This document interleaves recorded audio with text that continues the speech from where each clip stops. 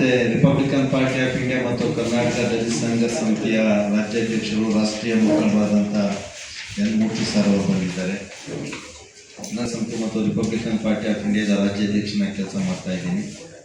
ಮತ್ತೋರ್ವರು R Muniyappa ಅವರು ರಾಜ್ಯ ಸಂಯೋಜಕರು, All India Bahujan Samaj Party, ಇವರು ಭಾಗವಹಿಸಿದ್ದಾರೆ. ಮತ್ತು ನಮ್ಮೊಟ್ಟಿಗೆ ತ್ಯಾಗರಾಜ್ ಅವರಿದ್ದಾರೆ, ಓಬಳೇಶ್ ಅವರಿದ್ದಾರೆ. CM ಇಬ್ರಾಹಿಂ ಸರ್ ಅವರು ಈ ಪತ್ರಿಕಾಗೋಷ್ಠಿಯನ್ನು ಉದ್ದೇಶಿಸಿ ಮಾತನಾಡಬೇಕಾದಂಥ ಅವಶ್ಯಕತೆ ಇತ್ತು ಅಂತ ನಮಗೆ ಆಶ್ಚರ್ಯ ಆಗ್ತಾ ಇದೆ.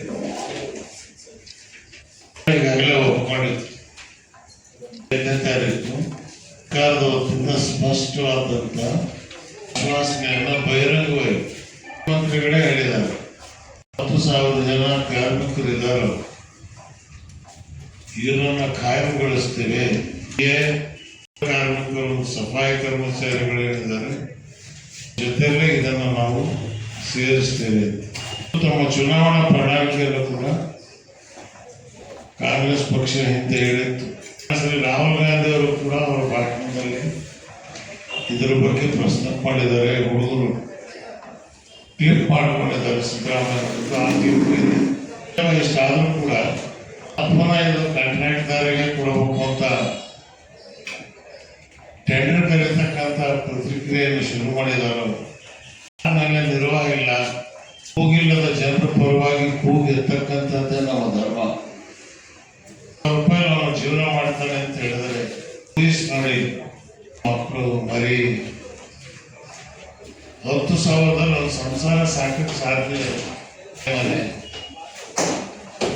ಮಕ್ಕಳು ಹೇಳ್ತಿದ್ರೆ ಅವನ ಗತಿ ನನಗೆ ಅನ್ಸುತ್ತೆ ಜನ ನೀವೆಲ್ಲ ಜೀವನ ಮಾಡಿ ಅಂತ ಕ್ಲಾಸನ್ನು ಏನಾದರೂ ಕರ್ನಾಟಕದಲ್ಲಿ ಸೃಷ್ಟಿ ಮಾಡುತ್ತಿದ್ದಾರ ಅಂತ. ಜನರ ದಿನನಿತ್ಯದ ಜೀವನ, ಕೈಗೆ ಕೆಲಸ, ವಿದ್ಯಾಭ್ಯಾಸ,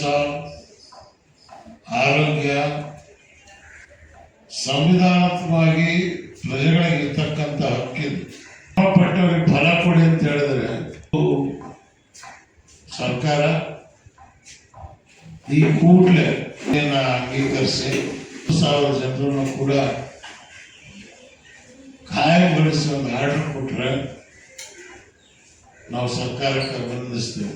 ನಾವು ಕೂಡ ಈಗೇನು ರೈತ ಸಂಘದವರು, ಬಹುಜನ ಸಮಾಜದವರು, RP ಅವರು, ದಲಿತ ಸಂಘ ಸಮಿತಿಯವರು ಕೂಡ ಇದ್ರ ಜೊತೆಯಲ್ಲಿ ಕೀಳಬೇಕಾಗುತ್ತೆ. ನೀವು ಪೌರ ಕಾರ್ಮಿಕರ ಸಮಸ್ಯೆಗಳನ್ನು ಆಲಿಸಿದಂಗೆ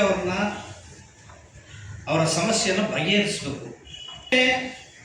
ರಾಜ್ಯದಾದ್ಯಂತ ಬೆಂಗಳೂರಲ್ಲಿ 10,000 ಜನನೂ ಸೇರಿ ಎಲ್ಲರೂ ಕಾಯಂ ಮಾಡಬೇಕು, ಗುತ್ತಿಗೆ ಪೌರ ಕಾರ್ಮಿಕರು ಕೂಡ ಕಾಯಂ ಮಾಡಬೇಕು ಅಂತ ನಾನು ಆಗ್ರಹವನ್ನು ಮಾಡ್ತಾ ಇದ್ದೀನಿ. ಜೊತೆಗೆ ನೀವು ಪೌರ ಕಾರ್ಮಿಕರನ್ನು ಕಾಯಂ ಮಾಡ್ತೀನಿ ಅಂತ ಏನು ಹೇಳಿದ್ರಿ, ಅದು 50% ಕಾಯಂ ಆಗಿಲ್ಲ, ಇನ್ನು ಕಾಯಂ ಆಗೋದಾಗಿ ಉಳಿದಿದೆ. ಪೌರ ಕಾರ್ಮಿಕರ ಮಕ್ಕಳು ಉಚಿತ ಶಿಕ್ಷಣವನ್ನು ಅವರಿಗೆ ಕೊಡಬೇಕು ಉಚಿತವಾಗಿ. ಅವ್ರ ಮಕ್ಕಳು ವಿದೇಶಕ್ಕೆ ಹೋಗೋದಕ್ಕೆ ನೇರ ನೇಮಕಾತಿಗಳಲ್ಲಿ ಅಥವಾ ವಿದೇಶಕ್ಕೆ ಶಿಕ್ಷಣಕ್ಕೆ ಹೋಗೋದಕ್ಕೆ ಅವಕಾಶವನ್ನು ಸರ್ಕಾರ ಮಾಡಬೇಕು. ಅವರು ಎಲ್ಲ ಗಬ್ಬು ಕೆಲಸವನ್ನು ಕೈಲಿ ಬಾಚಿ ಕೆಲಸ ಮಾಡ್ತಾ ಇದ್ದಾರೆ. ನೀವು ನಾಗರಿಕರು ನೋಡಿ, ಪೌರ ಕಾರ್ಮಿಕರು ಅವ್ರು ಬಾಚಿಸ್ತಾರಲ್ಲ ಆ ಗಬ್ಬು ಕಸನ, ಅವು ನೀವು ಮೂಗು ಮುಚ್ಕೊಂಡು ಹೋಗ್ತಾ ಇರ್ತೀರಿ ಮಾಡ್ತಾರೆ. ಅವ್ರು ಗ್ಲೌಸನ್ನು ಕೂಡ ಕೊಟ್ಟಿಲ್ಲ, ನೀವು ಅವ್ರ ಆರೋಗ್ಯ ಕೂಡ ನೀವು ಕಾಪಾಡಿಲ್ಲ. ಉಚಿತವಾಗಿ ಅವ್ರ ಆರೋಗ್ಯಕ್ಕೆ ವ್ಯವಸ್ಥೆನೇ ಮಾಡಬೇಕು ಸರ್ಕಾರ, ನಾಗರಿಕ ಸರ್ಕಾರ. ಆದರೆ ಬರ್ದನೆ ಈ ರೀತಿಯ ಗಬ್ಬು ಕೆಲಸವನ್ನು ಮಾಡಿ ಅವರು ತುಂಬ ಸಾಂಕ್ರಾಮಿಕ ರೋಗಗಳಿಗೆ